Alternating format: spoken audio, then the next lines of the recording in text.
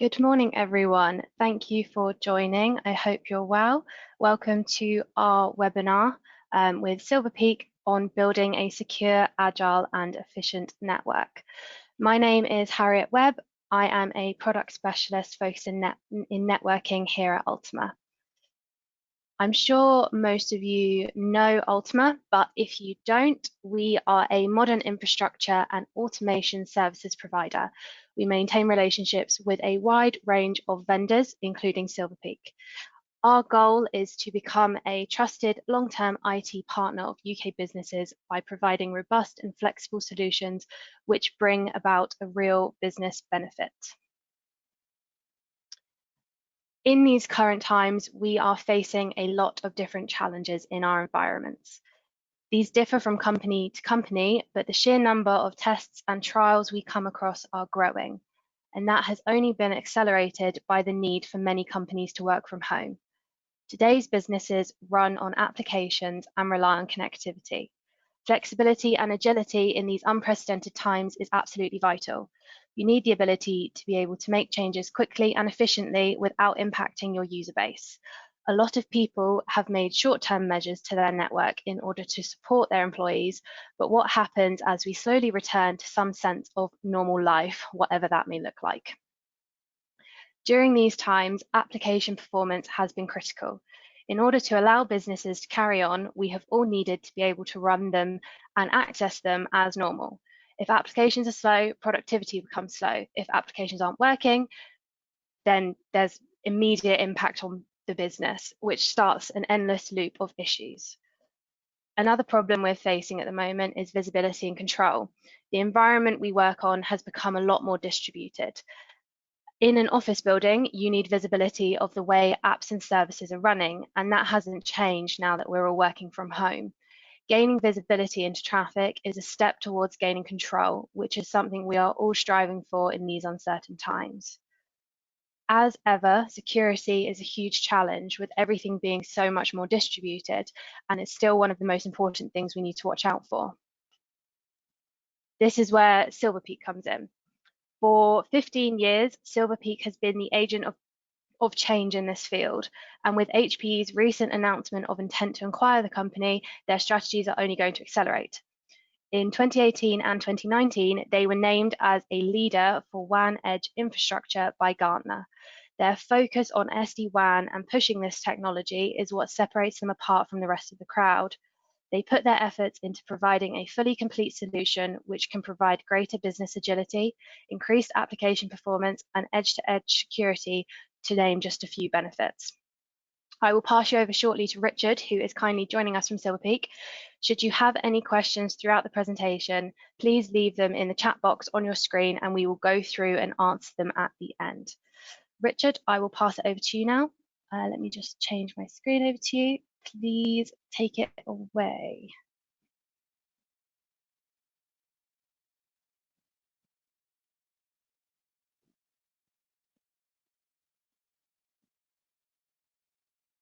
It does help if you unmute yourself, so apologies. Good morning. Technology issues straight away. So thanks very much, Harriet. So I'll just carry on from there. So thanks very much.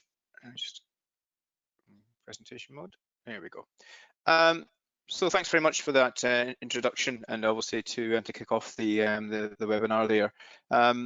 As I was saying, I'm Richard Moore. I'm a solutions architect for Silver Peak based here in the UK. I'm part of the High Touch solutions engineering team, and my role and responsibility is to kind of make sure that partners, customers, and existing clients get the kind of best technical experience of our solution.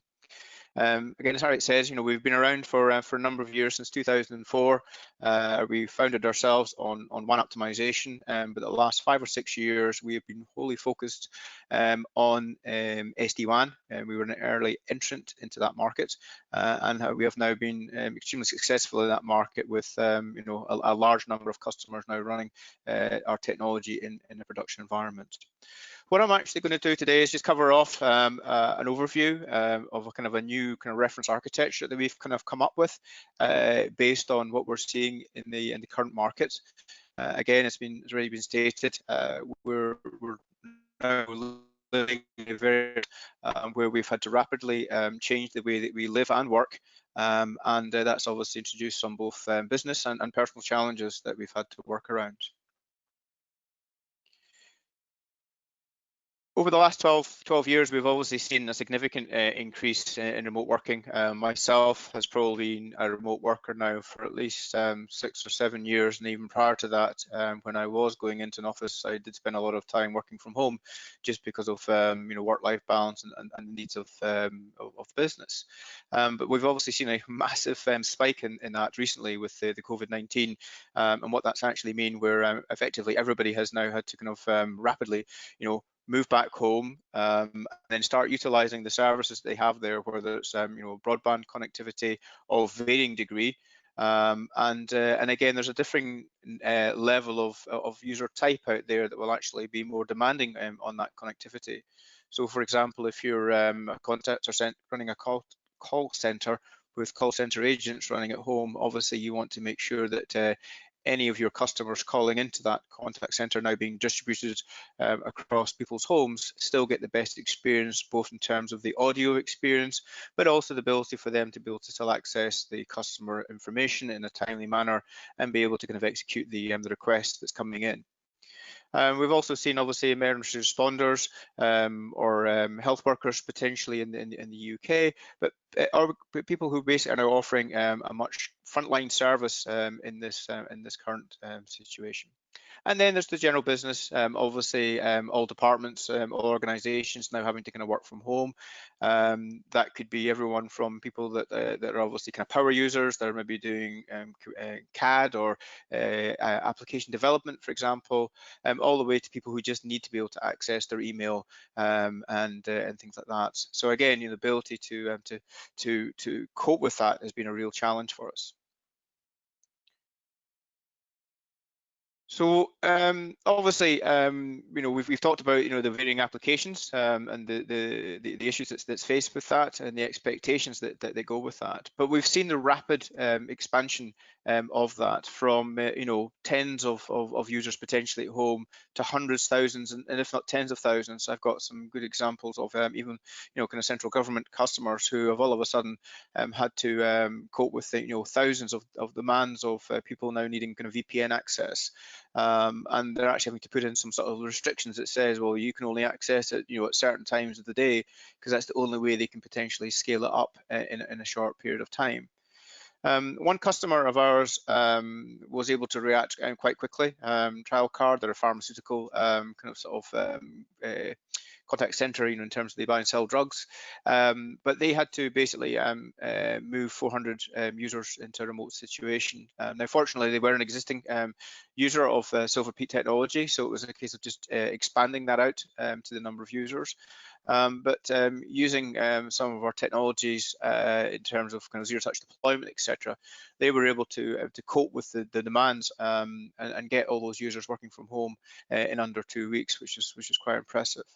But we recognise that to roll out SD-WAN everywhere is potentially expensive. So we've kind of categorised that there's probably two types of users out there that actually need capability. So I mentioned things like the power user, so maybe the contact center agent or the user that's providing a critical keyline service, and then we have the kind of general users who maybe only need occasional access to maybe some database information, but they're not providing kind of a critical real-time service to end customers.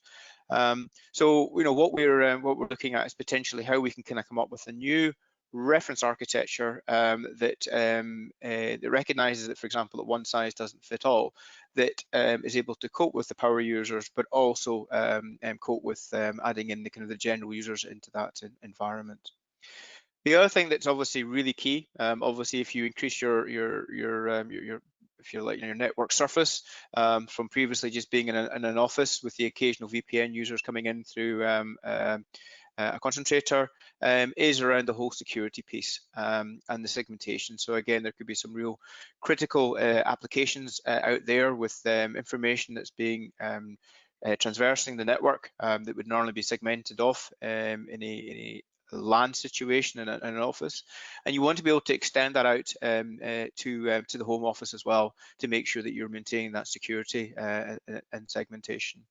And the other thing that's not mentioned here, as again Harry mentioned earlier, was around the whole visibility and control, to make sure that obviously when you move users out from a central location out to multiple home locations, that you have the visibility and control, and that doesn't put a huge additional strain on IT departments that are obviously under strain, obviously just coping with the current situation. So we just take a step back and kind of look at how yesterday's architecture is set up, and some of the challenges that's actually introduced in trying to deal with the current situation. Obviously, traditional routers are very much kind of sort of box by box, device by device, kind of sort of configured. They tend to be more of a kind of a branch to data center type network. And even if you are breaking out to the internet, for example, to access Office 365 or other kind of SaaS-based applications, a lot of that will be done by effectively hairpinning the traffic back to the data center and then breaking it out at that central point.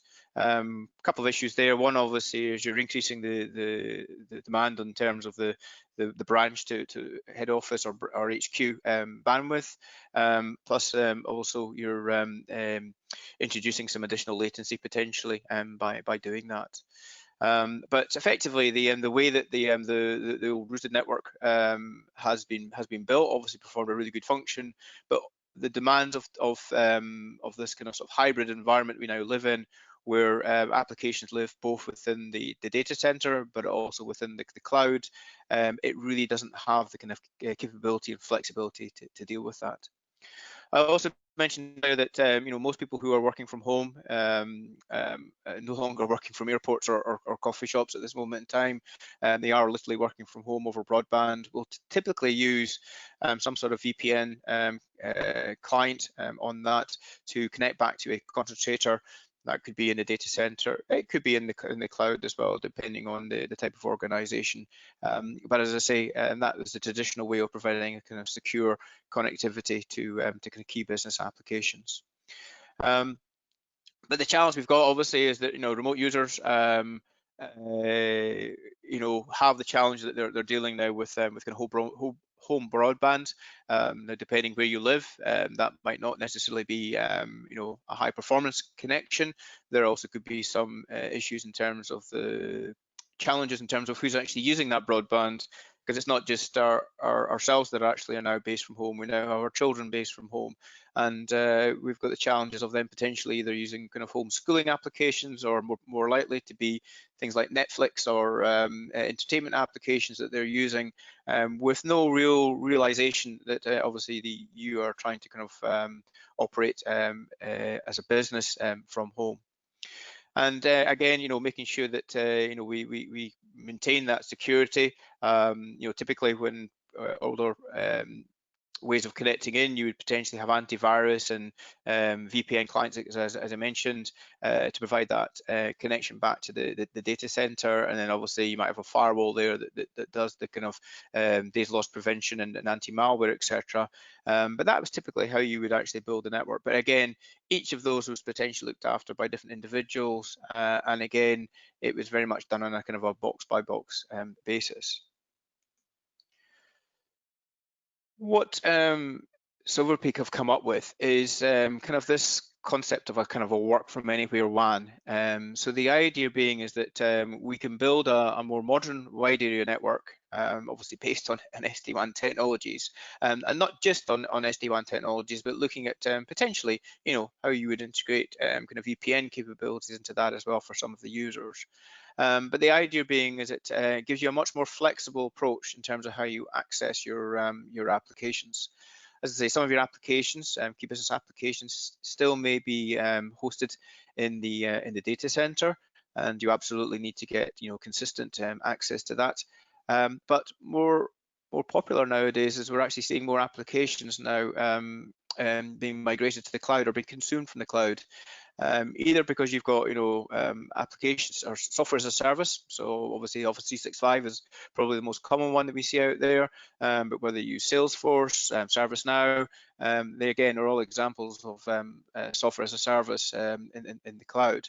And you want to be able to kind of access them quickly, reliably, and often with the ability to kind of break them out or break out to them locally, rather, as I mentioned previously, hairpinning them back to a data center, increasing the bandwidth demands and the delay back into your corporate environment is very key.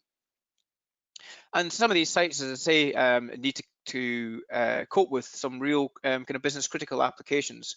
We've all seen the increase in the amount of people using Zoom and WebEx and Teams, etc. And obviously there are other popular video conferencing applications out there as well. But you've seen the rapid increase in the use of those.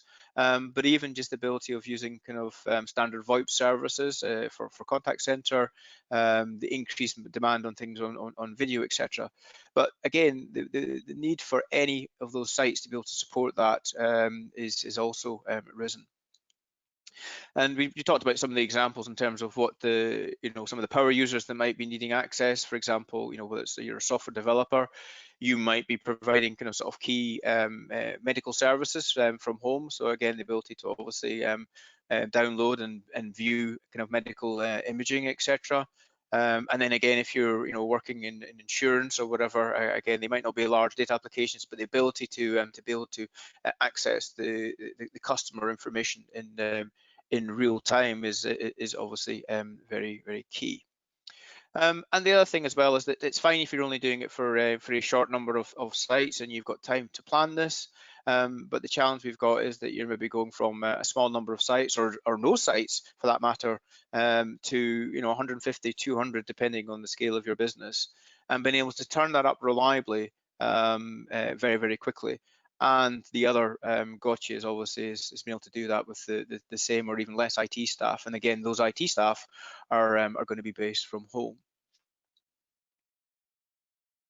So as I say, we've come up with this kind of sort of cloud-based or sort of this kind of work from anywhere kind of reference architecture, which is obviously using a combination of our technology, which either it could be the physical appliances being deployed in people's homes, whether it's actually deploying our software-based solution into the cloud or into your data center to obviously enhance the network you're building.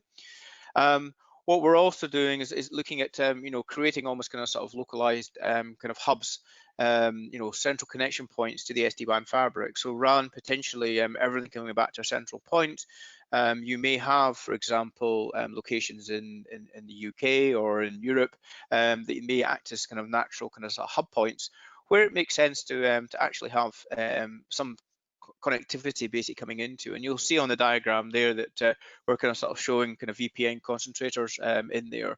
So again, rather than them all coming back to maybe a central data center, you could actually bring them back to a regional hub.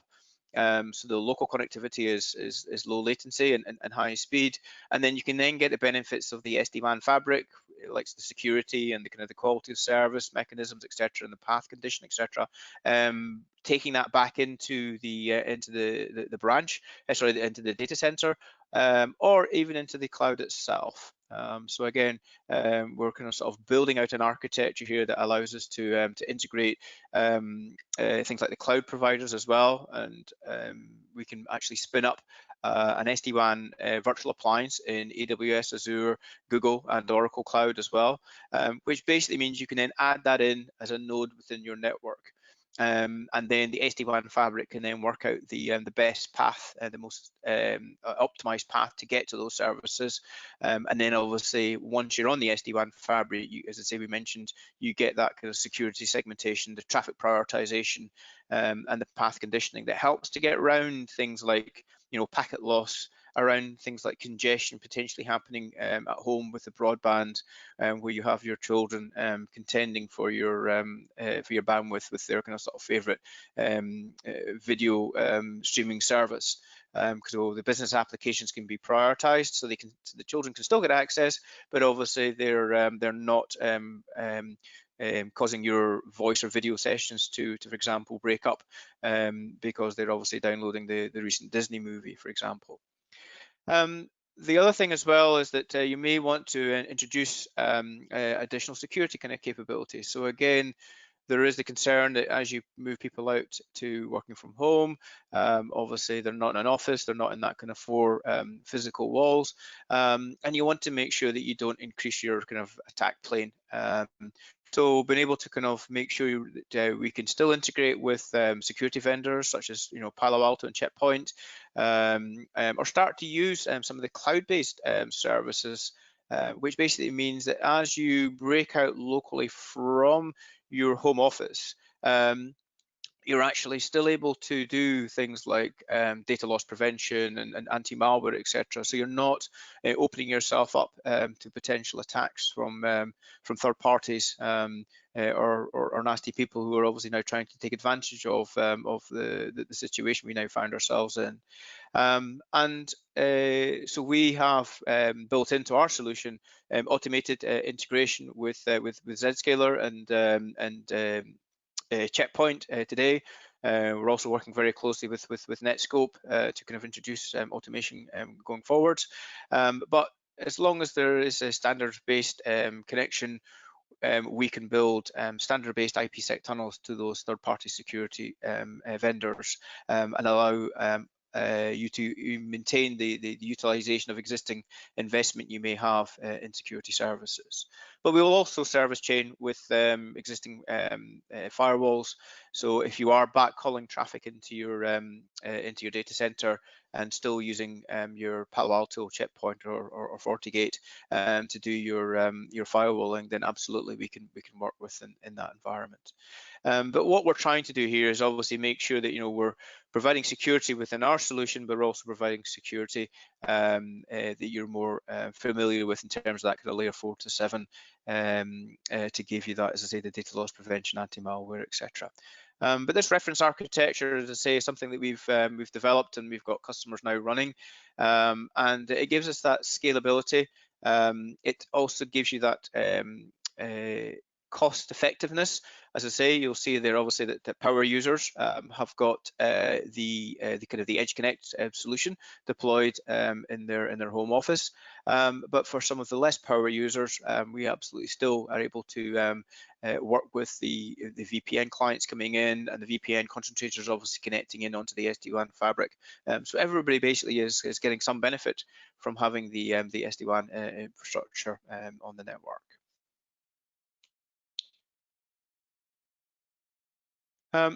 So as I say, just to kind of sort of go through this in a little bit more detail. So as I say, the SD-WAN fabric, it's connecting the kind of the power users and the kind of the remote users.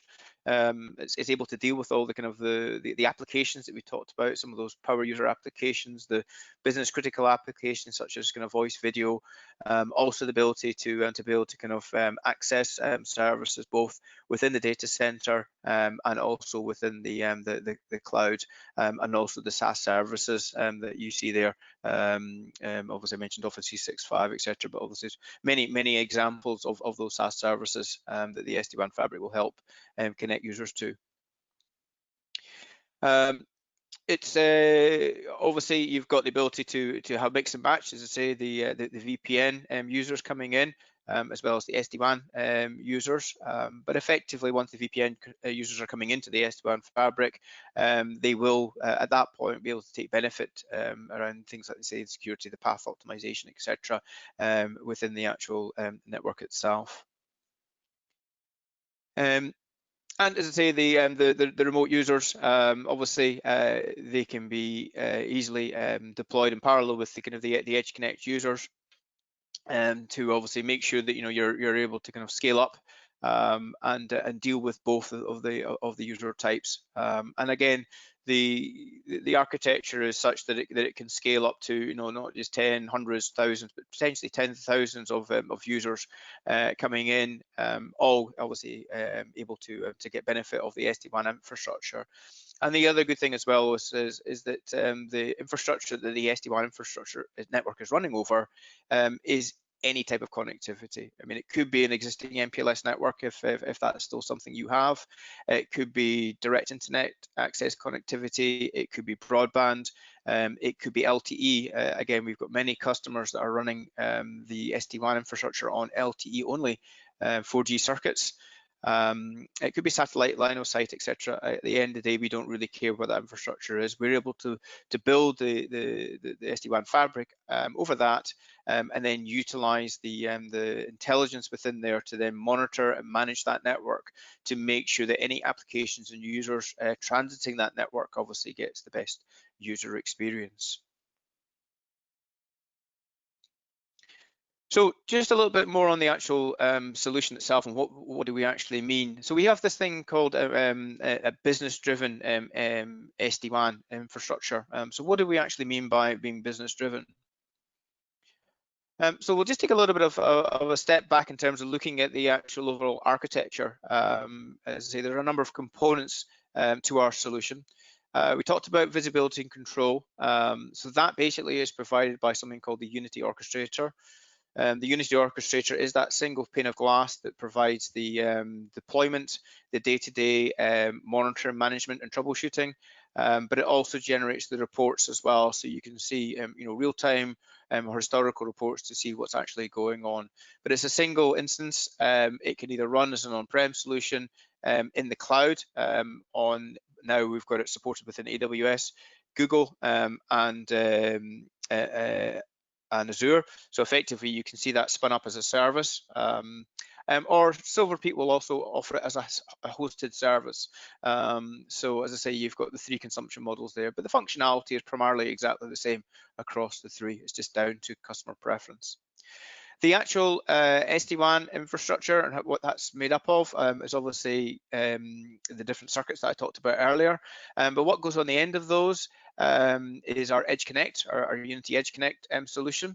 And that can either be a physical appliance, and again, we have a range of appliances from small. We've got something called an ultra small, which is ideal for these power users we talked about earlier. So it's a kind of a small, kind of Apple TV size type appliance that's got no fans in it, so it's very quiet to sort of sit at somebody's desk. So again, and that's capable of doing up to 100 meg up and 100 meg down. So again, more than capable of handling the majority of people's home network connectivity. And we'll scale all the way up to larger appliances, which would then typically go into the data center up to 10 gig and beyond. We've got the ability to spin the Edge Connect up as a virtual. Again, Silver Peak is a software company, so our software can literally be spun up on any of the standard hypervisors. So if you do have the fortune of actually having a home environment where you do have some sort of hypervisor environment, so it could be KVM, ESX, Hyper-V, etc., then you could actually spin up the Edge Connect and give you the exact same functionality as you would as a physical device running in a virtual instance. And that virtual instance can also be spun up as a service within the cloud. So as I mentioned, Azure, AWS, Google, and Oracle Cloud, if you go to the services catalog and type in Silver Peak, you will actually see that you can spin up an Edge Connect to connect into your instance to then make that cloud instance part of your network. And the one piece that I did touch on earlier is Boost. So one thing that as I say, we were founded on being a WAN optimization company, but we have found that there are still some areas where WAN optimization still provides a benefit. One is obviously over low bandwidth, as in broadband connections in some locations, or high latency circuits, where WAN optimization or our Boost can actually help to overcome that. The other place that we've found a benefit is that in the cloud, if you're actually moving workloads into the cloud, and you'll notice that cloud providers love when you put data into the cloud, because at some point you'll want it back, and at that point they obviously start to charge you a nice premium for doing that. But by deploying Boost into the virtual Edge Connect that you spin up within the cloud, we can deduplicate and compress the traffic, and that allows us to obviously squeeze those workloads down and hopefully keep control of costs for you. That's an optional element. It's an optional license, but it's there obviously if you need it. So I talked about the business driven and what that actually means. So the way to think of SD-WAN is very much that it's a top-down approach. Okay, so the business basically is defining what it actually needs and based on what the applications actually need.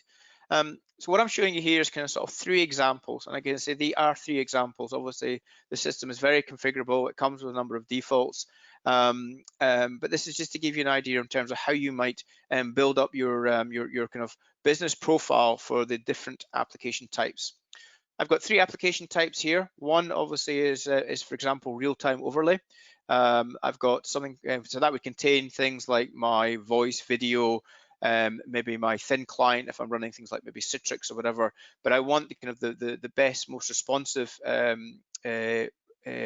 response from my actual network itself to provide the service.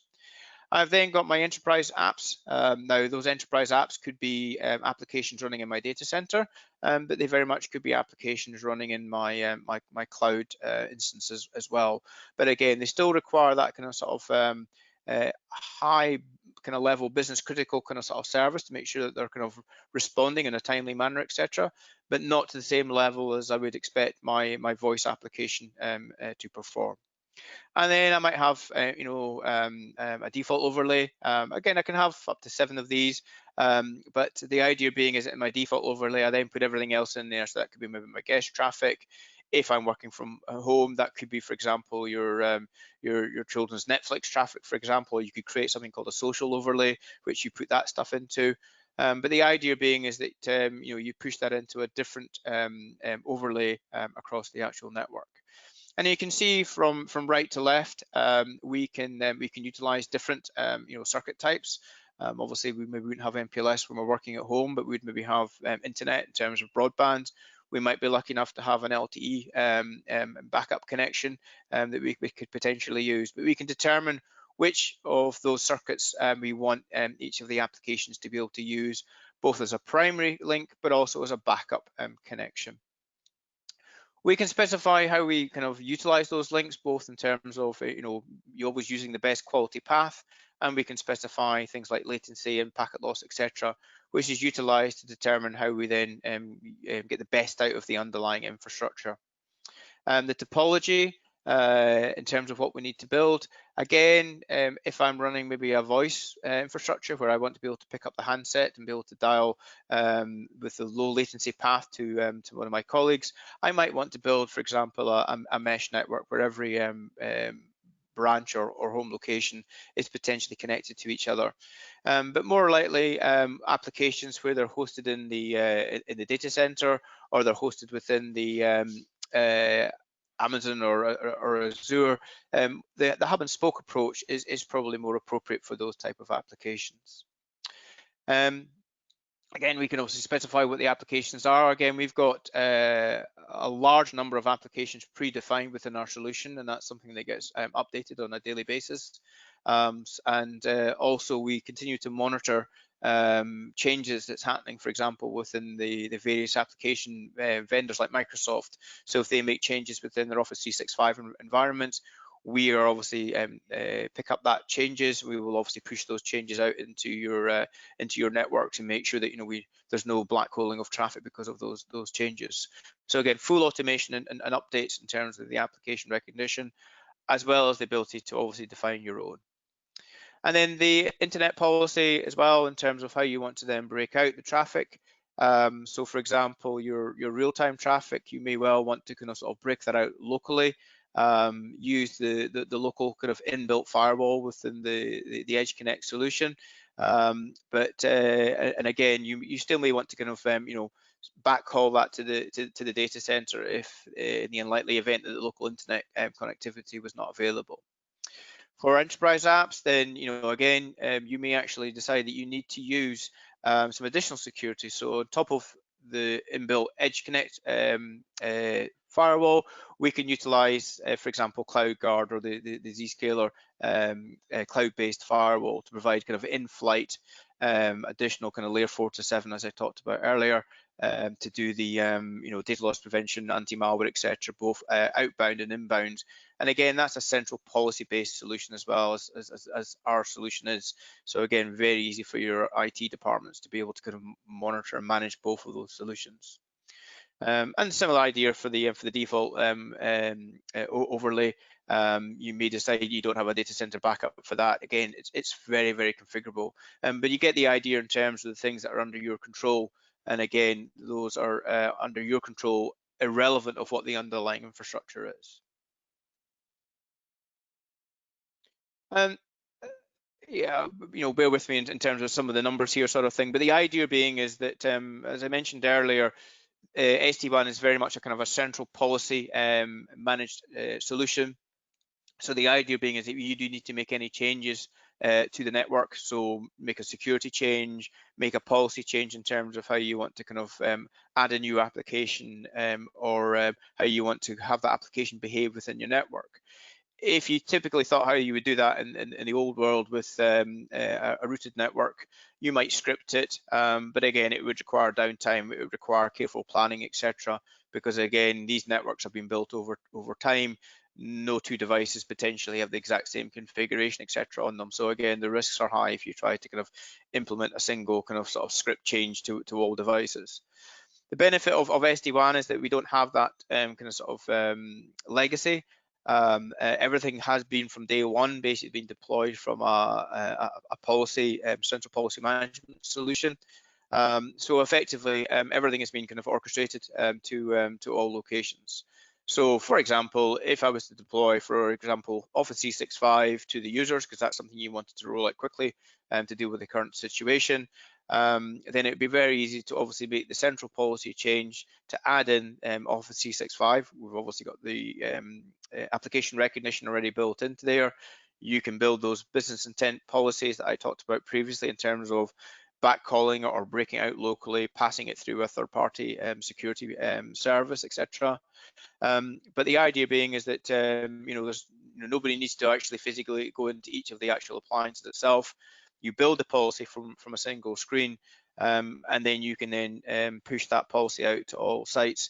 So you've got consistency of the policy, and then you've got full visibility as well of that change, so you can actually see how the flows are now behaving within the network, and they're actually going in the direction and over the network overlays that you're expecting it to.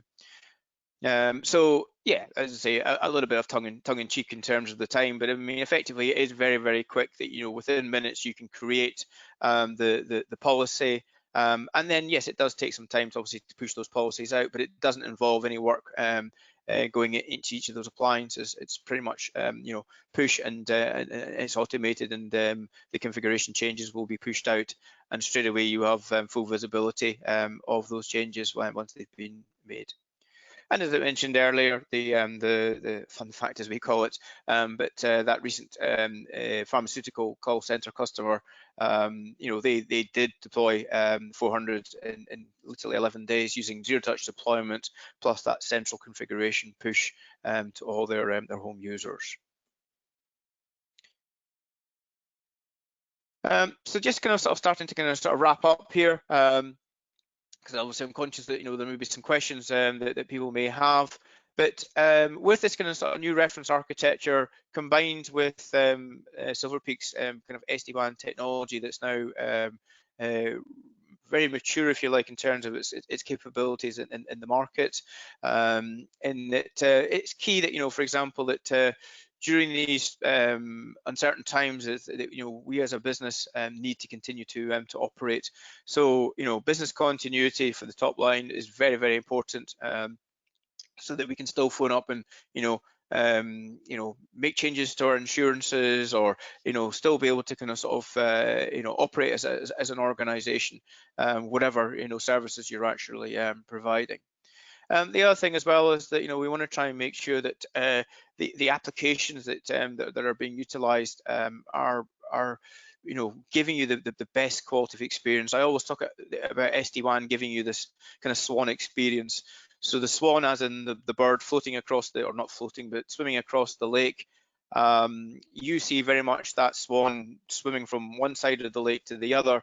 What you don't see is obviously the SWAN's feet basically moving about underneath, which is dealing with the current and the weed and the fish biting at its feet, etc. But it's dealing with a lot of things. And that's what SD-WAN is effectively doing with the network. The SD-WAN intelligence is dealing with all of the kind of packet loss and latency, etc., so that the application can have that SWAN experience as it transits across the environment. The other thing as well is that kind of instant connectivity, because at the end of the day, you're having to pop up a large number of locations with minimal kind of planning. So you need that reliability that when you unbox a new ultra small, for example, you plug it in, it's got the ability to register with the SD-WAN environment and literally come on and almost self-configure itself to get itself up and running, so that you can move on and get the next set of users up and running. And that very much is what the SD-WAN solution from Silver Peak can do. Cost savings, now whether it's cost savings in terms of being able to actually get these power users up and running without having to invest hugely in terms of upgrading their network connectivity at home, whatever. But the idea being is that this reference architecture can give you the benefits of SD-WAN, but also that giving you that kind of cost balance between getting these users online and meeting the application and business needs that they're actually serving. Again, I did touch on this earlier, but the ease of deployment, so that ability to get sites up and running very, very quickly, but the fact that you also have complete visibility of those users. So during some initial setups, if they are having issues, that might be some user error, shall we say. It might not be technology error, but the ability for you to be able to go in and see exactly what they're doing, how they're doing it, how their traffic is flowing across the network is very, very key. And again, you get that from the orchestration kind of platform. And the final piece here, the segmentation. As I say, not every user is equal. There will be power users out there. There will be users out there that will be accessing kind of business critical, confidential information, and you want to make sure that that obviously that information as it transits the network is secure. And again, absolutely, the SD-WAN infrastructure is fully encrypted, and we're obviously able to then provide traffic shaping and quality of service across that infrastructure as well, to make sure that key applications are getting from branch to data center or branch into cloud as a priority over less critical applications.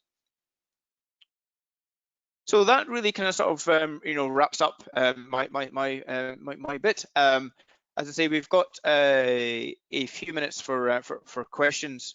So hopefully what I've covered off there has been useful, and just see if we've got any questions that maybe we want to take for the last few minutes of the webinar. Thanks, Richard.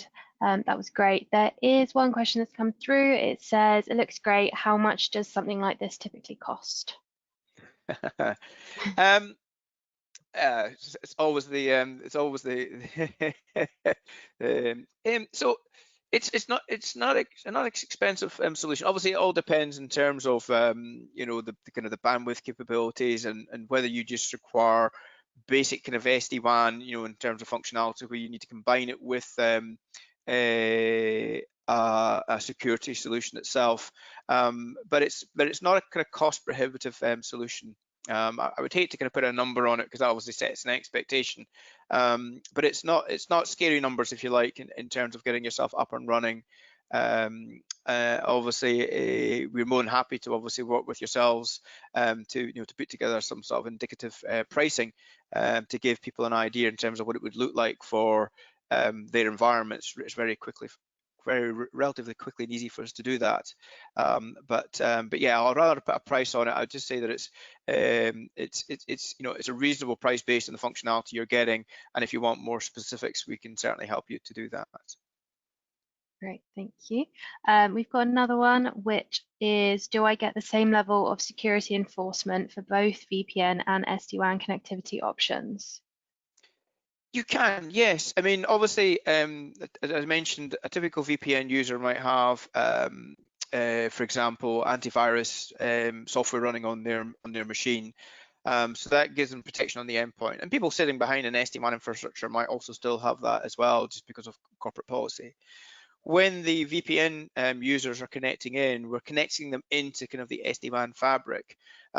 We can still then recognize those users and make sure that we put them into the right business intent overlay with the right security segmentation, etc. As it transits the network back to the data center or over to the cloud, etc.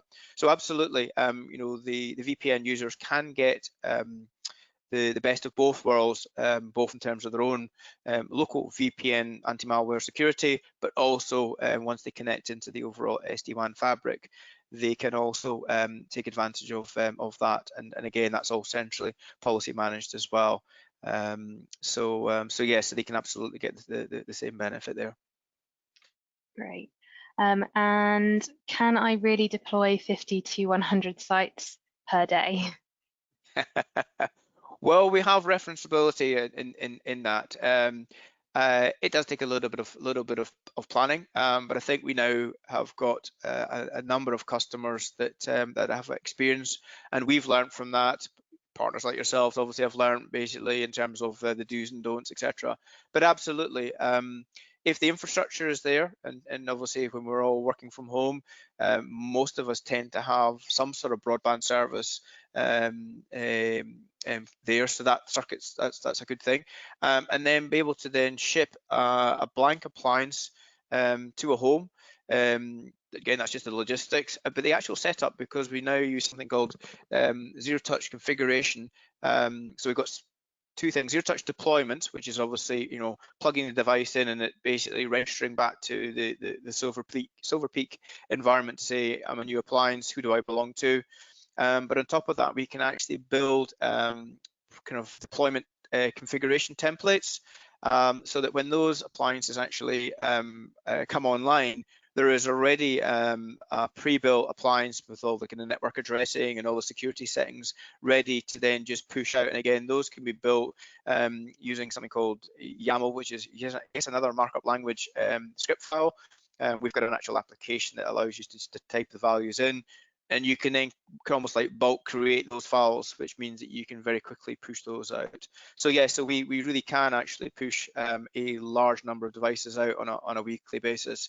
And as I say, the example, the child card one I mentioned, absolutely within 11 days, they absolutely did push this out to 400 users. So more than happy to put people in touch with them if they want to know how they actually did it. Great, thank you. That covers off all the questions we've got sent in. If anyone does have any further questions, please just reach out and let us know.